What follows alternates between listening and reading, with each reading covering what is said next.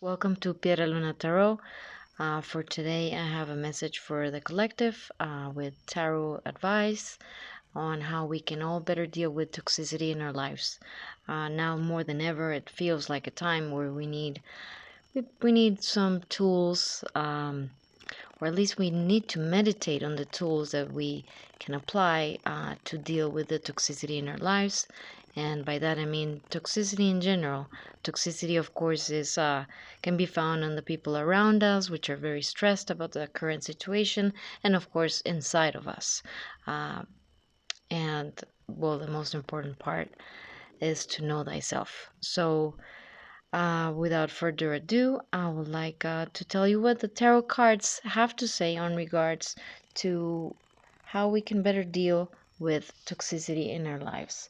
The tarot that I'm using for today is the Chinese tarot from Jui Guoliang. It's a very, very nice tarot deck. It's not based on the traditional Rider-Waite system, which I will explain on future videos as what I mean by Rider-Waite system on tarot and what's even tarot about and the system and how it works and how you end up reading cards. But for today, we have these cards which are very, very beautiful. They have, of course, a Chinese motif. They're very nicely drawn, and if you're an advanced reader like myself, you have no trouble reading them because what you're reading is the energy, and by now, of course, any advanced reader knows what each of the cards means. So the reason why I also chose the Chinese tarot deck is because I wanted to channel the energy of the goddess Kuan Yin, um, in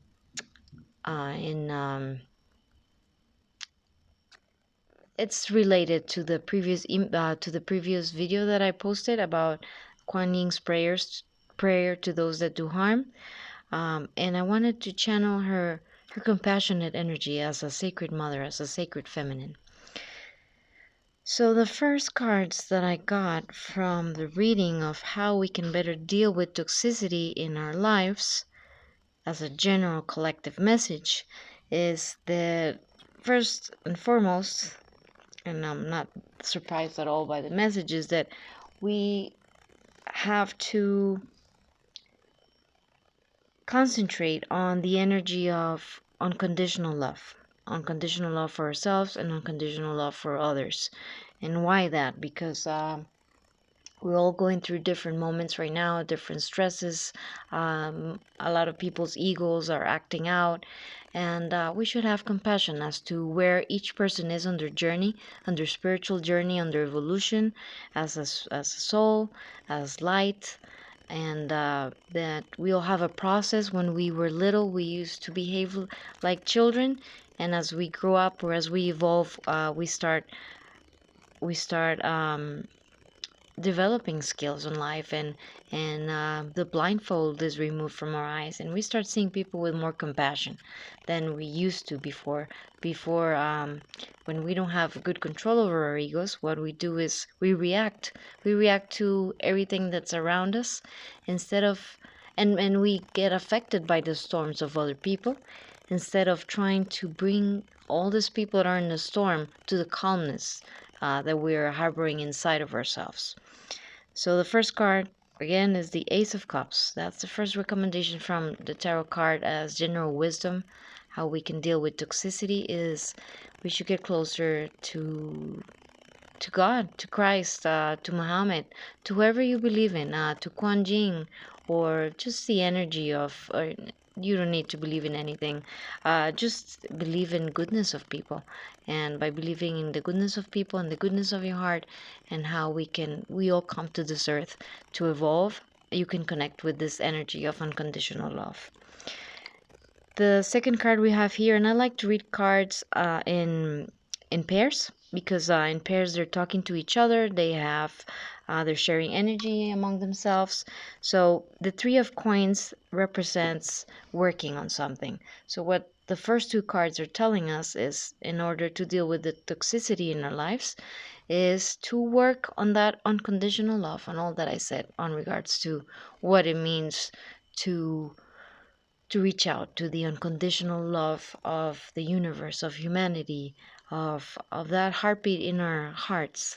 That's a bit, of course, well, to the energy, the pumping of our hearts, being it the first organ that is created in the human being, and it connects us with nature and with the universe and with the stars. Connect with that light and that love that even Jesus, well, even though of course he's very important on regards to talking to humanity on unconditional love. So working hard on connecting to that energy, and trying to see people with more compassion, and that includes seeing ourselves with more compassion, in more compassion with our shortcomings, more compassion with how, if we're feeling stressed, if we need to rest. I know that for many people right now during this time, we feel like we should all be doing lots of things and creating lots of stuff and fixing the whole house and fixing our whole life. And of course, that's the aim of a situation like this, is that we can work on ourselves, that we can work on our unconditional love. But of course, we also need to rest, and not to push ourselves too hard. We have to learn to listen to ourselves and to the process that we need to follow to find balance. Now, the next cards on how tarot cards uh, guide us on how we can better deal with the toxicity in our lives tell us about two different energy cards. We have here the Nine of Staves. The Nine of Staves is traditionally, or in symbol, is the wounded warrior. He's the it also represents nowadays like post-traumatic stress disorder.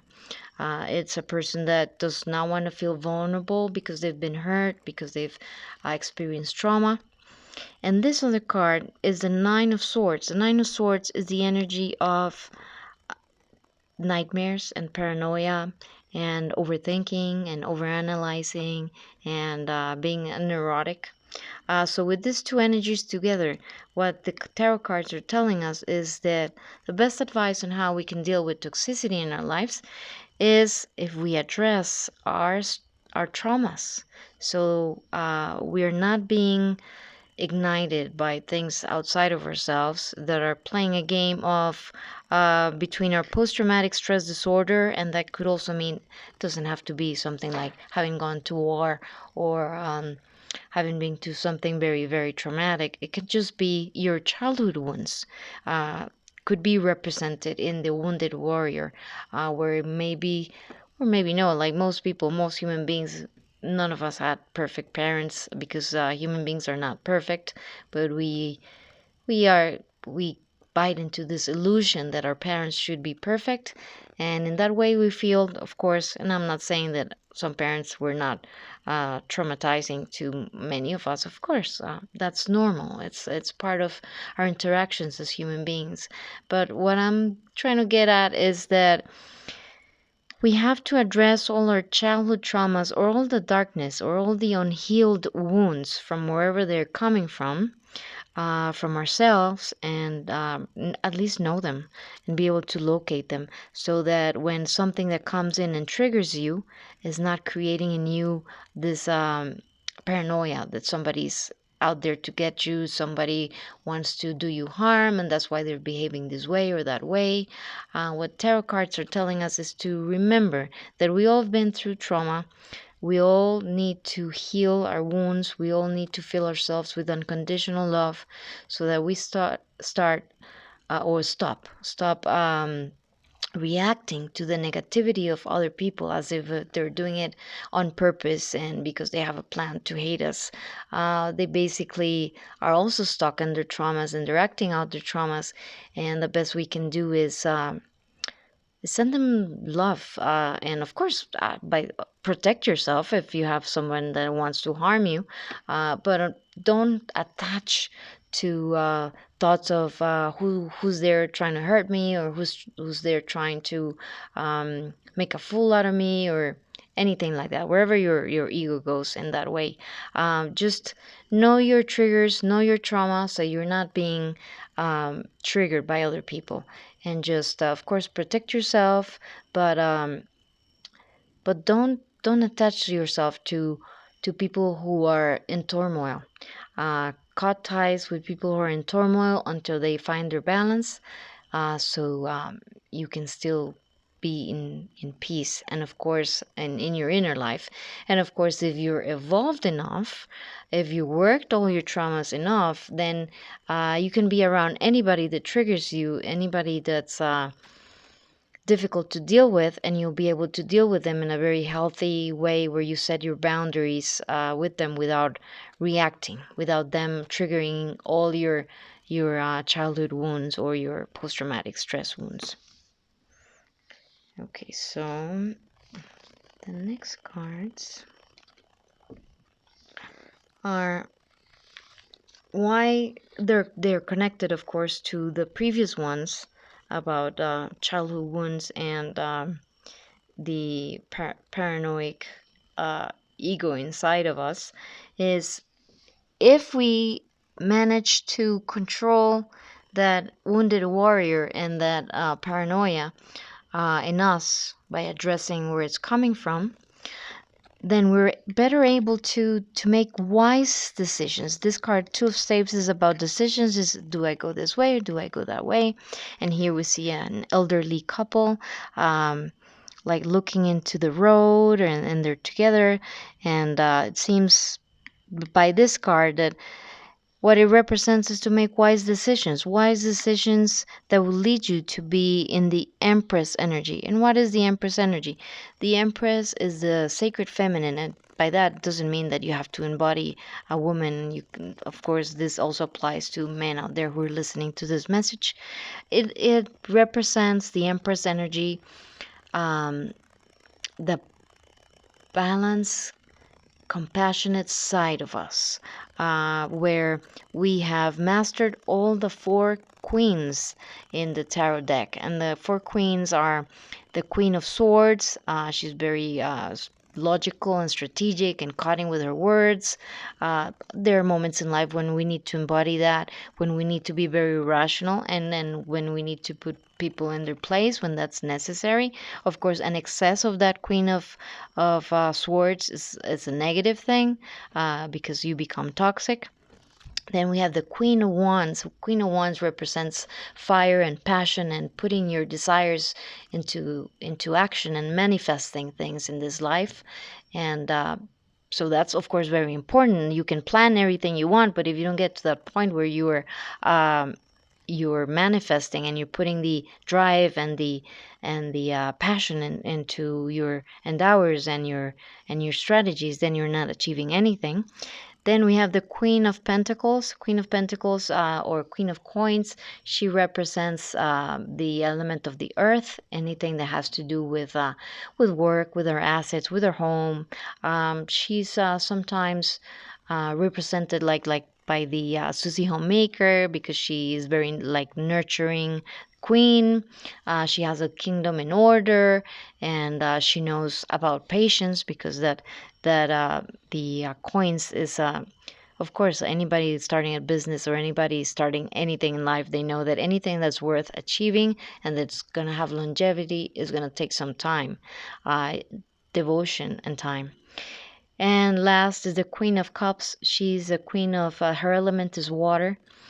She's about love and compassion. She's the queen that people come to adore because of her beauty and because of her lovingness, loving energy. So the Empress has gone through all the energy of the four queens that I've just mentioned, as well as the High Priestess. High Priestess has a very evolved intuition. So this woman has balance all the important sides of life. She can make decisions. She turns them into reality. She has compassion, and she also has patience. So the wisdom here from tarot deck on how to deal with toxic people in your life is, or toxicity in your life in general, because of course it's something bigger than just somebody being toxic. It's just about the energy of toxicity.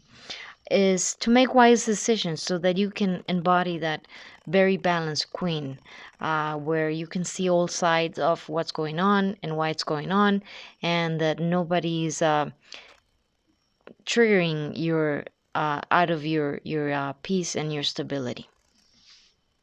And of course, so that you also have compassion towards them, as you know that or towards yourself and towards anybody that's acting in a toxic way, because in your heart, you know, they're going through a process of evolution, in which we of course we want to help everybody out there who's being toxic or who's having to deal with toxicity, but there's also a wisdom that we must have, that we cannot control everything. There's things that just is moments that people have to go through to evolve.